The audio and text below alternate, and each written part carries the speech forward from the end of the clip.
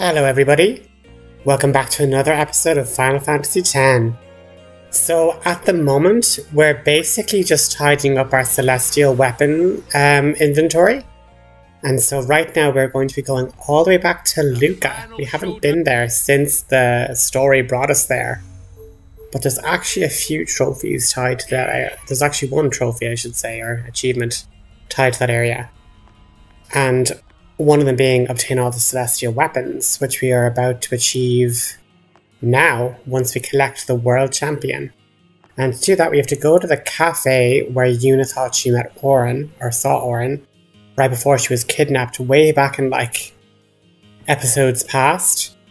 You talk to the barkeep, and basically if you've came first in the league, which you will have had to get all the different, to get the attack reels, she'll then ask to see the celestial mirror, which once you have it in your inventory, she then will give Wakka an heirloom from her family, being the world champion Blitzball, apparently used by High Summoner of Holland, who has been mentioned a few different times as being a famous Blitzball player that then became a summoner and managed to defeat Sin, becoming a high summoner. So we have this little relic from the past, but there's one area we have yet to go to that I think you only passed by it briefly to get like an Albed primer. But if you go to the theatre in Luca, you can buy music tracks and like FMV videos of the different cutscenes in the game. Now, I went in and I tried to watch one. The graphical issues still are there, so you're not able to like watch them back, which is a bit annoying, but the music's there, so you can play like certain tracks if you want to like chill out and listen to the tracks that are there. But there is a trophy for collecting every single sphere in the Luca Theatre, so that's all the movie spheres, all the cutscenes, basically, the FMV cutscenes, and all of the music tracks, which we don't get them all at the moment here just because they cost so much gil, but like that's just something you can tick off once we've amassed too much gil that we know what to do with. And so yeah, talk to the guy on the left for your music spheres, talk to the guy on the right for your movie spheres. And like, what's really cute is that this is like the character model for Tobli, a character we will meet in Final Fantasy X-2 when we eventually get around to it. So basically it says you have now seen 40 of the full motion cutscenes and you're able to buy them. 40 out of 50, I should say. Hello. But look, we have a Wakka. Hey, weren't you in prison? Nah, those monks are pushovers, I tell you. I'll fleece any priest till my name's not Wakka. Huh. Sorry. It was our fault they locked you up. No problem. Anything for a customer, hey? You know, I had a sister, once as old as sister, you see. A summoner she was, went on pilgrimage at a young age. And that was it. Me and once, well, neither of us were fighters enough to be guardians. I think about it every day, I do. If we could have helped her. Least I can do is try to help another summoner, I figure. And Lady Yuna, she looks so much like... Huh? It's nothing. Say, thanks. Once has got all the good stuff. Wakka the 23rd's retiring.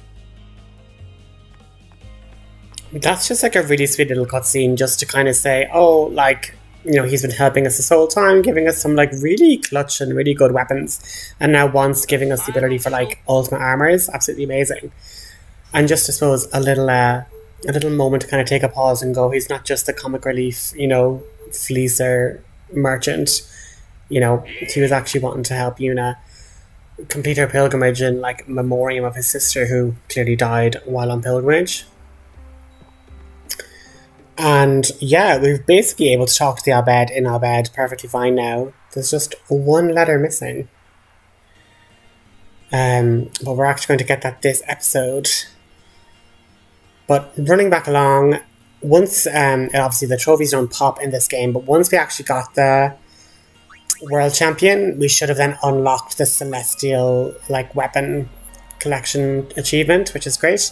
And now that we have put the Jupiter crest into the celestial weapon, Ifrit can now break the damage limit. So now all of the Aeons can all break the damage limit, which is great, really useful. Like, there's nothing worse than, like, you know, summoning Bahamut and then doing an overdrive, and then summoning Belfour, doing an overdrive, and Belfour not being able to do more than 9 and 9, you know.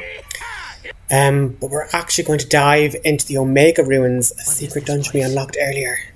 700 years ago, a monk who defied the teachings was sentenced here. Oh, the traitor Omega, yeah? Omega's loathing of Yevon has turned him into a fiend. They say he liked it underground, out of the light. So he's here? Scared? Not a chance.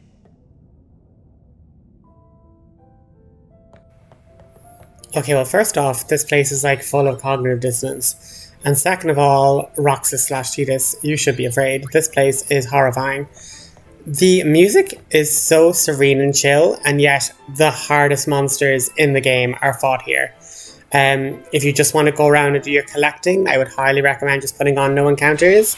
If you are going to be facing enemies, 100% you have to put on either a first strike weapon or Oren's Masamune celestial weapon, which has first strike built in. You can now steal from treasure chests, and they have the chance of becoming mimics. But in truth, you want them to be mimics because they drop so much money. They drop like 50,000 a kill. And then here we have new enemies. Zorus, they're handy out. And now we have like our auto Phoenix armor. So, you know, we're able to revive straight away. But yeah, this is like, you know, a big step up. We're doing like full quad 9s multiple times. Like, these enemies have tens of thousands of health, you know? So definitely not for the faint of heart, and can just one-shot, you know, our weaker companions. Like, Riku just got absolutely destroyed despite having thousands of health. And here is Yuna summoning Anima. I'm kind of raging I didn't turn off the 4x speed, because we could have heard one of Yuna's lines for when she first summons Anima, which I believe is I shall share your pain with you, I think is what she kind of says. So it's kind of wild going from like seeing Anima as like a enemy creature that we like fought against Seymour with, and then seeing her like now as an ally, and one of our strongest allies in our Aeon arsenal, you know? Because while the Mega Sisters are amazing, we can't directly control them. But with Anna, we can give her like Protect, Cure, like give her all these different abilities to make her an absolute powerhouse. Like haste and things like that. But yeah, there's just little clusters of treasure chests, and I should have looked up a guide, because obviously I went to that first chest and got an enemy encounter, which then makes the other treasure chests fade. But you know, you can get like useful items, and if you kind of gather them in the right order, you get some really nice bits of equipment and stuff. But yeah, this music is like so nice and relaxing. Like, of all the like area ones, I think it's like a really just relaxed and chilled vibe, which is lovely. Now, you can't activate this yet. You have to go deeper into the dungeon. That's why it says nothing happens. But if you go deeper in, we have these 4 treasure chests in a circle. And what we then need to go is over to that little blue lamp torch. And then there's the Albed primer for Zed. And now we have completely completed the Albed alphabet. We are fluent in Albed, and we would have gotten the Master Linguist achievement for collecting all of the Albed primers. So now we have a complete collection of Albed primers, and our Blossom Crown and Blossom Scepter down the bottom.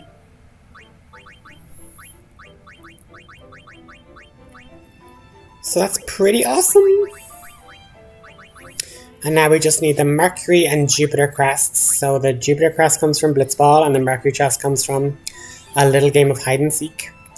And okay, you're going to be getting a bit of information from like way in the future of the series, but like seeing the sphere grid like this is wild to me because I'm currently finishing maxing out everyone's stats in the sphere grid. So just seeing me move around and like putting in little strengths or little HP spheres, I'm kind of like, oh my god, I've just been doing this for days on end. So at the very least you'll know that we're going to finish the series. I've not given up. I'm progressing along quite well. But yeah, seeing everyone with such squidgy stats and not max MP even, it's like, whoa, this is a long time ago. But yeah, as soon as I go to like take off the no encounters, I'm like, if I ever forget to, I'm going to just have Oren with his first strike weapon, like 100%.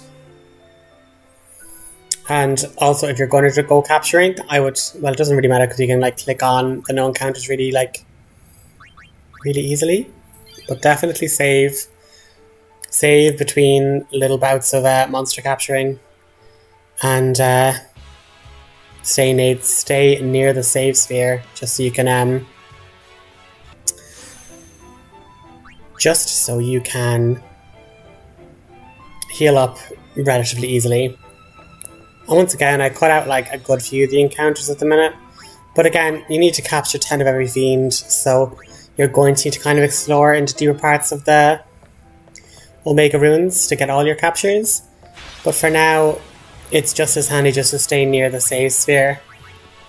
And as I say, when you get encounters like this, it's really handy because you can literally just hit the Zorus and simple capture. It doesn't even have over quad 9 HP, so for the sake of capturing, like, don't open the treasure chest because odds are it's going to be a mimic and it just makes the fight so much harder. But you can use Riku and the items you've been gathering to great effect here. If you have like sleeping powders, they are super useful for this part of the game because even with the flying enemies, when they're asleep, they don't have their high evasion. And so you can get your hard hitter like Oren to come in and capture the flying enemies, and then once you have 2 strong characters able to attack the corals, you can capture them really easily. So just don't sleep on your use command, like even though it might be like, oh, they don't do that much damage, like mass status afflictions are absolutely everything. And then once you come back to the guy, check in every now and again. Like we've now done the creature creation for all the lizards, with the Zorus now being captured. And so yeah, just and check in with him and see how your collection is kind of coming along. Like you end up getting like great items, like 99 of the protection items that you can then customize auto protect on, which is literally what we're going to do. And spoiler for a bit later in the game, but there is an award for completely completing, I think it's either Sin or it's the Omega Ruins, but it's like one of the last dungeons. You get 99 dark matter, which allows you to customize the ribbon auto ability, which is basically like near immunity to any and all statuses bar curse. And so definitely what we want for the end game. But if you're going to be doing an awful lot of money grinding, which I'm going to show you in like a very near upcoming episode, we're going to look at like money grinding and, stat sphere grinding for max stats and everything. But to do that, you're going to want to have a lot of money. But when you're doing that, you can also have the chance of gathering an awful lot of dark matter, which I got up to like 70 something, and then I just decided, okay, I'm going to grind out to get 99, customize ribbon, and then hand in my reward for capturing all the fiends and getting another 99 dark matters to get 2 ribbons fairly quickly on 2 of my main characters I'm going to be using at the end game. So just keep an eye out for that. But literally, that's going to be it for today's episode. We just got into the Omega Ruins, got some monster capturing, and that's going to be it. Thanks, guys.